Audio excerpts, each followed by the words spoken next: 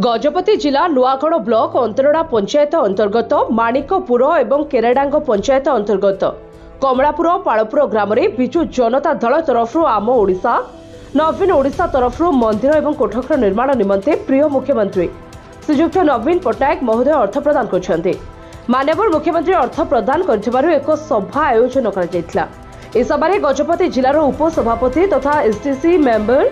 James Raika, block सभापति श्री जहन माझी, एसटीसी मेंबर श्री प्रसन्न बेहरा दलई, श्रीमती सेवती शबर, ब्लॉक युव मोर्चा सभापति श्री अनिल खजुरीपदा एवं केरेडांग सरपंच महोदय, समिति सभ्य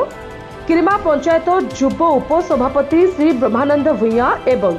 बड़पदा ग्राम पंचायत सभापति श्री कृष्णचंद्र नायकों समेत अनेक बीजेडी कर्मी एवं गण्यमान्य व्यक्ति उपस्थित थिले। माननीय मुख्यमंत्री एहिभଳି कार्य को समस्ते प्रशंसा करने सहित मुख्यमंत्री दीर्घायु कामना करथिले। नुआगढ़ तारसी छियाणी रिपोर्ट, प्रया खबर।